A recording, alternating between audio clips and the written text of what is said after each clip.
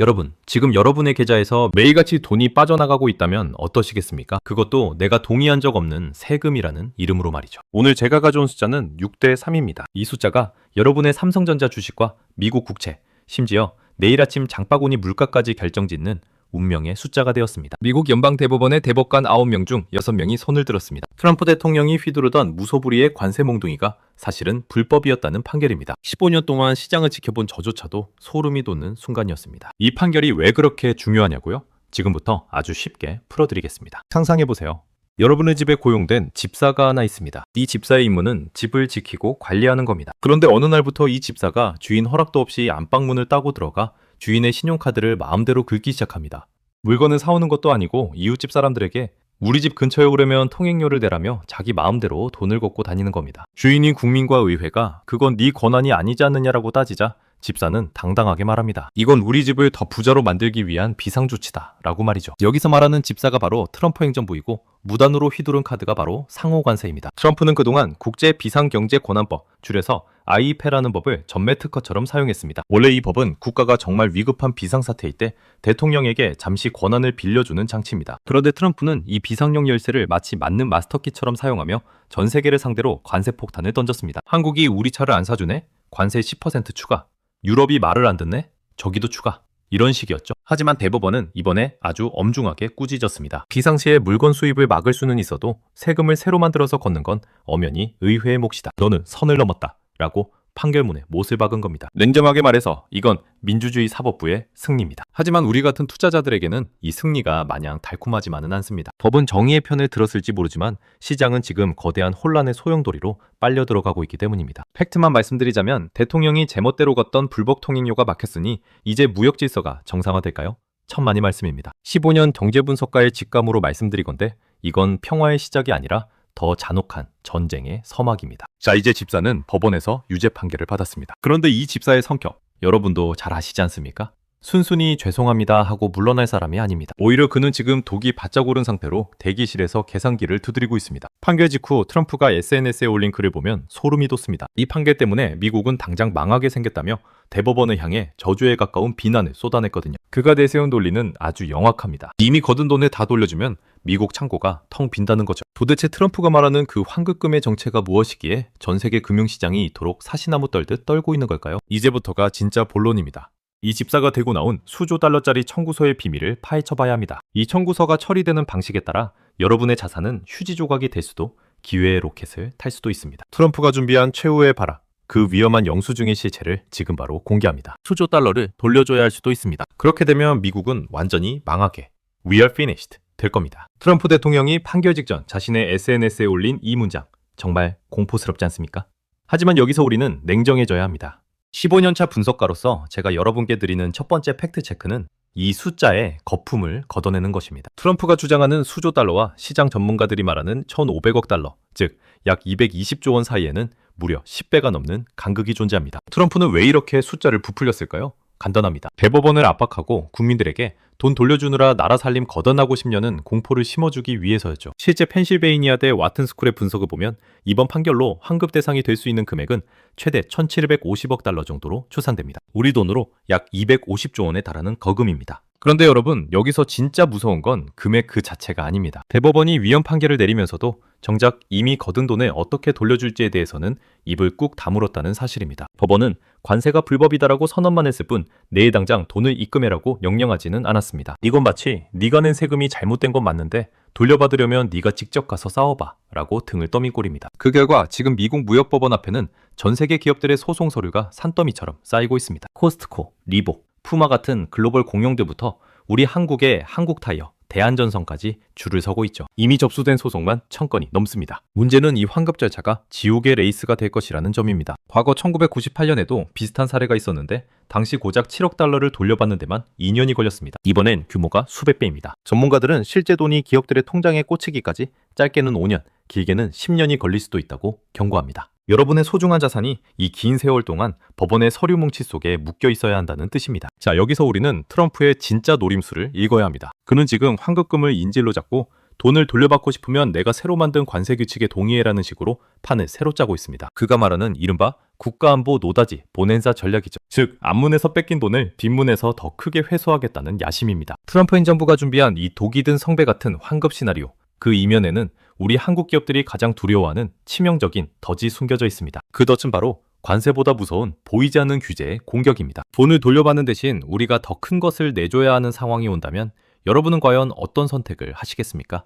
다음 장에서는 트럼프가 환급금을 지렛대 삼아 준비 중인 뉴 관세 패키지의 소름 돋는 실체를 낱낱이 공개합니다. 창문을 닫으니 개구멍이 보인다. 제가 이번 상황을 보고 가장 먼저 떠올린 생각입니다. 대법원이 상호관세라는 정문을 쇠사슬로 묶어버리자 트럼프 행정부는 기다렸다는 듯이 숨겨둔 비밀 통로를 열기 시작했습니다. 여러분 꼭 기억하세요. 정치인은 명분을 잃으면 수단을 가리지 않습니다. 특히 그게 본과 자존심이 걸린 문제라면 더더욱 그렇죠. 트럼프가 지금 만지작거리고 있는 세 가지 무기는 무역법 301조, 122조, 그리고 그 이름만 들어도 수출 기업들이 벌벌 떠는 무역확장법 232조입니다. 이게 왜 무서운지 비유를 들어볼까요?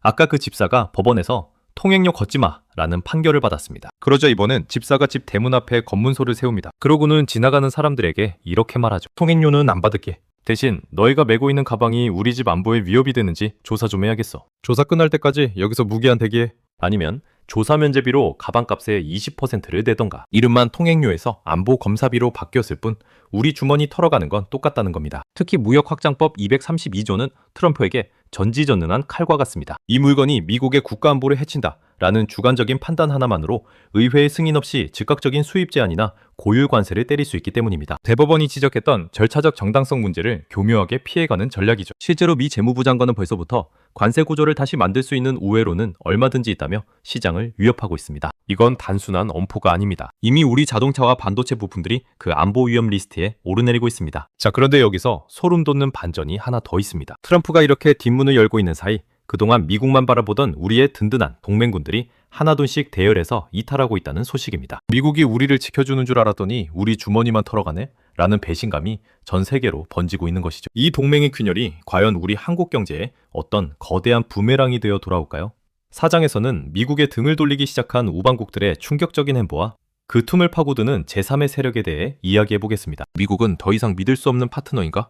이 질문은 이제 음모론이 아닙니다. 영국, 독일, 프랑스 같은 미국의 핵심 우방국들이 공식 석상에서 내뱉기 시작한 비면입니다. 15년 경제 분석가로서 제가 가장 우려하는 대목이 바로 여기입니다. 돈은 다시 벌면 되지만 깨진 신뢰는 회복이 불가능하거든요. 일방적으로 관세를 때리고 법원 판결마저 무시하려는 미국의 태도에 질린 동맹국들이 이제는 각자 도생의 길을 선택하고 있습니다. 특히 유럽의 반응은 서늘하기까지 합니다. 영국 정부는 미국이 동맹의 희생을 존중하지 않는다며 대놓고 불쾌감을 드러냈고 EU는 독자적인 무역 방어 체계를 구축하겠다며 팔을 걷어붙였습니다. 더 충격적인 것은 그 다음 행보입니다. 미국의 빈자리를 노리고 있는 중국이라는 거대한 시장으로 눈을 돌리기 시작한 것이죠. 어제의 적이었던 중국과 손을 잡고 미국을 견제하겠다는 이른바 플랜 B가 수면 위로 떠오르고 있습니다. 자유민주주의라는 가치로 묶여있던 동맹의 쇠사슬이 관세 10%라는 돈의 논리 앞에 맥없이 끊어지고 있는 겁니다. 이런 상황에서 우리 한국의 위치는 그야말로 외줄타기입니다. 미국은 우리에게 중국과 거리두기를 강요하는데 정작 동맹국들은 하나둘씩 중국행 급행열차에 올라타고 있습니다. 원칙을 지키며 미국 곁에 남을 것인가? 아니면 우리도 생존을 위해 새로운 파트너를 찾아야 할 것인가? 선택의 시간은 점점 다가오고 있습니다. 그런데 여러분, 여기서 우리가 놓치고 있는 정말 기가 막힌 사실이 하나 더 있습니다. 트럼프가 그렇게 미국을 다시 위대하게 만들겠다며 올린 관세가 사실은 미국 국민들의 숨통을 조이고 있었다는 증거들이 속속 드러나고 있습니다. 적을 공격하기 위해 쏜 화살이 바람을 타고 돌아와 자신의 심장을 겨누고 있다면 여러분은 그 화살을 계속 쏘시겠습니까? 5장에서는 트럼프의 관세전쟁이 만들어낸 미국판 자해공갈의 충격적인 지표들을 공개합니다. 관세는 외국 놈들에게 걷는 벌금이다. 트럼프 대통령이 유세 현장에서 목청 높여 외치던 이 말, 참 달콤하게 들렸을 겁니다. 하지만 경제의 법칙은 정치인의 구호보다 냉혹합니다. 15년 동안 수많은 정책의 뒷면을 파헤쳐온 제가 본 진실은 정반대입니다. 최근 발표된 미 경제조사국 NBER의 보고서는 우리에게 충격적인 수치를 보여줍니다. 미국 수입품의 평균 관세율이 2.6%에서 13%로 폭등하는 동안 그 늘어난 비용의 90% 이상을 고스란히 누가 냈을까요? 수출국인 한국이나 중국이 아닙니다. 바로 미국의 수입 기업들과 그 물건을 사는 미국 서민들의 주머니에서 나갔습니다. 이게 바로 경제학에서 말하는 관세 전가의 비극입니다. 비유하자면 이렇습니다. 집사가 이웃집 배달원에게 우리 집 문턱을 넘으려면 2만 원을 내 라고 통행료를 매겼습니다. 배달원이 순순히 자기 돈을 낼까요?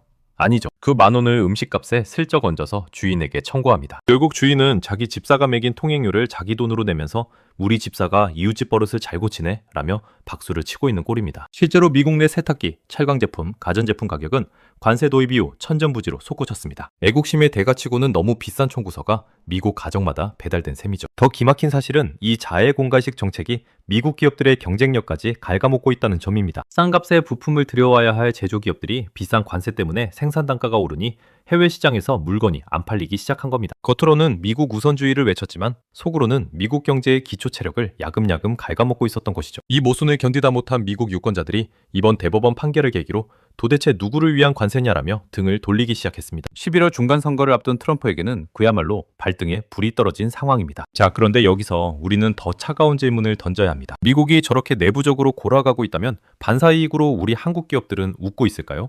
천만의 말씀입니다. 우리는 지금 이겼는데 지는 기분이라는 묘한 함정에 빠져 있습니다. 미국 법원이 우리 손을 들어줬음에도 불구하고 우리 기업 총수들이 밤잠을 설치며 미국행 비행기에 몸을 싣는 이유가 무엇일까요? 6장에서는 우리가 미국에 상납한 55조 원이라는 거대한 볼목, 그리고 그 뒤에 숨겨진 잔인한 계산법을 파헤쳐봅니다. 이겼는데 왜 진 기분이 들까요? 이번 대법원 판결을 접한 우리 수출 기업들의 속마음을 한 문장으로 요약하면 이럴 겁니다. 법적으로는 관세가 불법이라니 우리가 이긴 게 많은데 정작 현장에선 축배를 드는 대신 한숨이 터져나옵니다. 왜냐고요? 우리에겐 이미 미국에 잡힌 55조 원이라는 거대한 볼모가 있기 때문입니다. 15년차 분석가로서 제가 보는 이 상황은 마치 소송에서 이겨서 빌려준 돈을 돌려받게 됐는데 상대방이 내 전 재산을 맡아두고 돈 돌려받고 싶어? 그럼 매 집 수리비로 그만큼 더 내놔 라고 협박하는 꼴입니다. 기억하시나요? 우리 기업들은 지난 몇 년간 트럼프 행정부의 압박에 못 이겨 약 3,500억 달러, 우리 돈으로 무려 55조 원이 넘는 대규모 투자 계획을 발표했습니다. 삼성전자는 텍사스에 반도체 공장을 짓고 현대차는 조지아에 전기차 전용 공장을 세우고 있죠. 이 거대한 공장들은 이미 공사가 한창입니다. 이제 와서 관세 판결이 뒤집혔다고 미안하지만 투자는 없던 일로 하겠다라고 말할 수 있을까요?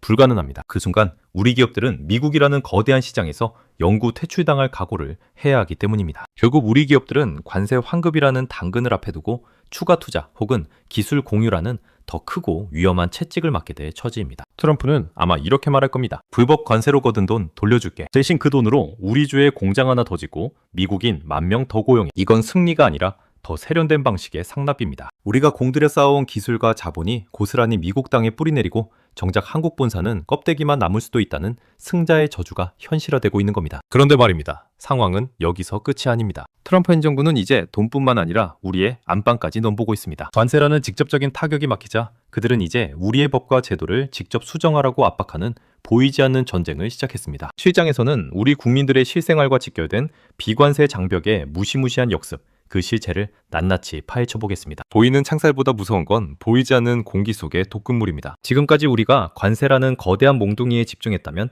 이제는 우리 코끝을 겨누고 있는 미세한 바늘을 경계해야 합니다. 트럼프 행정부는 영리합니다. 대법원이 관세라는 무기를 압수하자마자 그들은 곧바로 비관세 장벽이라는 보이지 않는 창살을 꺼내들었습니다. 이건 단순히 물건값을 올리는 수준이 아닙니다. 우리나라의 법과 제도, 즉 우리의 게임의 룰 자체를 미국 입맛에 맞게 바꾸라는 노골적인 압박입니다. 지금 당장 우리 식탁과 스마트폰을 위협하는 이슈들이 줄줄이 대기 중입니다. 미국은 우리에게 망 사용료를 부과하지 말라고 압박하고 온라인 플랫폼 규제를 풀라고 요구하며 심지어 정밀지도 데이터까지 넘기라고 종용하고 있습니다. 여기에 우리 농민들의 생존권이 달린 농산물 시장 개방 압력은 그야말로 직격탄입니다. 관세는 돈만 내면 끝나는 문제지만 이런 비관세 장벽은 우리 국가 시스템의 근간을 흔드는 일입니다. 겉으로는 공정한 경쟁을 외치지만 속내를 들여다보면 미국 빅테크 기업들과 농축산물 대기업들이 한국 시장을 통째로 집어삼키기 편하도록 길을 닦으라는 협박이나 다름없습니다. 더 무서운 사실은 이 모든 압박이 한미 FTA 공동위원회라는 공식적인 틀 안에서 혹은 물밑 협상을 통해 아주 조용하고 치밀하게 진행되고 있다는 점입니다. 우리가 관세 완급금 얼마를 돌려받을지 계산하며 웃고 있을 때 미국은 뒤에서 우리 미래 산업의 엔진과 식량 주권을 통째로 가져갈 설계를 마쳤습니다. 15년차 분석가로서 제가 장담하건대 이번 비관세 장벽의 역습은 우리 경제 역사상 가장 까다롭고 고통스러운 협상이 될 것입니다. 자, 이제 우리는 선택의 기로에 서 있습니다. 미국이라는 거대한 파도가 덮쳐오는 지금, 우리는 그저 휩쓸려 가야 할까요? 아니면 이 파도를 타고 넘을 새로운 항로를 찾아야 할까요? 마지막 8장에서는 이 대혼란 속에서 당신의 자산과 대한민국의 미래를 지킬 유일한 생존 전략, 멀티트랙 외교의 실체를 공개합니다. 폭풍은 이미 시작되었습니다. 이제 우리가 할 일은 젖은 옷을 한탄하는 것이 아니라 무너지지 않을 집을 짓는 것입니다. 15년차 분석가로서 제가 내린 결론은 명확합니다. 미국, 올인의 시대는 공식적으로 막을 내렸습니다. 이제는 미국이라는 거대한 태양 하나만 바라보다가는 그 뜨거운 변덕에 타죽을지도 모르는 시대가 온 겁니다. 우리가 살아남을 유일한 길은 멀티트랙 외교, 즉 달걀을 여러 바구니에 나누어 담는 정교한 생존 게임뿐입니다. 우선 정부와 기업은 이번 대법원 판결을 철저히 지렛대로 활용해야 합니다. 우리가 미국에 투자한 55조 원과 법원이 인정한 환급금을 보라. 이제는 당신들이 비관세 장벽을 낮추어 성의를 보일 차례다 라고 당당히 요구해야 합니다. 동시에 공급망의 지도를 다시 그려야 합니다. 미국이 언제든 닫을 수 있는 문이라면 우리는 동남아시아, 인도, 중동, 그리고 유럽으로 이어지는 더 많은 비상구를 확보해야 합니다. 특정 국가의 정책 하나에 나라 전체의 명운이 휘청이는 구조를 이번 기회에 완전히 뜯어 고쳐야 한다는 뜻입니다. 개인 투자자인 여러분께도 조언을 드립니다. 이제 불확실성은 제거해야 할 대상이 아니라 우리가 안고 가야 할 상수가 되었습니다. 미국의 금이, 트럼프의 입, 그리고 연방대법원의 판결까지 이 복잡한 퍼즐 조각들을 하나로 연결해보는 눈을 기르셔야 합니다. 위기는 언제나 준비되지 않은 자에게만 잔인합니다. 오늘 제가 1장부터 8장까지 낱낱이 파헤친 이 흐름을 이해하셨다면 여러분은 이미 정글 같은 시장에서 생존할 수 있는 가장 강력한 무기를 손에 쥐신 겁니다. 자, 법원의 판결은 끝났지만 우리의 전쟁은 지금부터입니다. 오늘 분석이 여러분의 소중한 자산을 지키고 경제적 해안을 넓히는데 단 1%라도 도움이 되셨기를 진심으로 바랍니다. 변화하는 글로벌 경제의 맥락을 가장 빠르게 그리고 가장 날카롭게 짚어드리는 이 여정에 앞으로도 함께해 주십시오.